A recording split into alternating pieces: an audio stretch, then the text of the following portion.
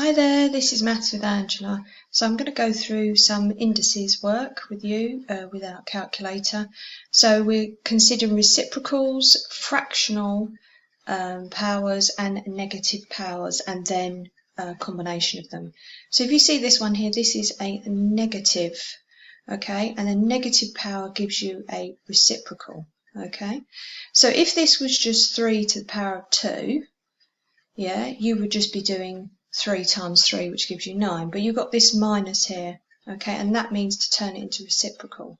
So the answer here will be 1 over 3 to the power of 2, okay, so the negative is just telling you to turn it into the reciprocal, the fraction in this case. And then we can calculate the bottom, so it will be 1 over 9, because 3 squared is 3 times 3, which is 9. Okay, right, let's move on to a fractional power. Okay, so a fractional power means you're not doing 16 to the power of 2, you're doing 16 to the power of a half. Anything in a fractional power is a root, okay? So this means the square root of 16, okay? Which is what two numbers multiplied together to give you 16, and that is 4. Okay. As an addition to this, you could have, say, a fractional power which is a third.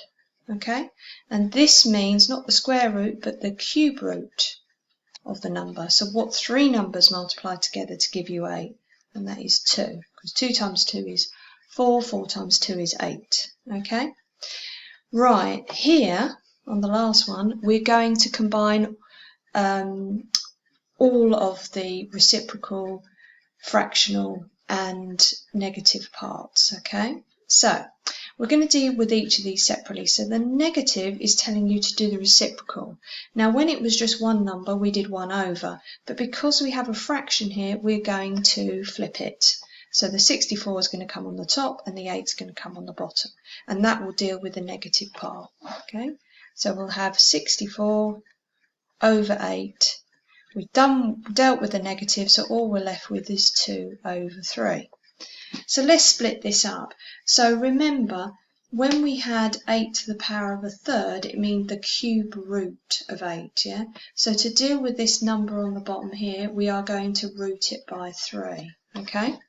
So let's deal with that. So we're going to do the cube root of 64, and we can split it to do the cube root of 8 when we have a fraction. Okay, so we've dealt with this 3 here, okay? So here we are left with, so what three numbers multiply together to give you 64? Well, that's 4.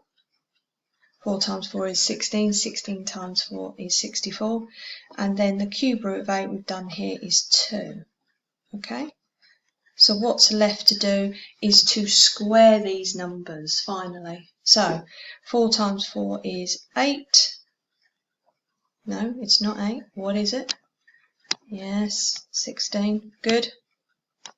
So it's 16 over, and then 2 times 2 is 4.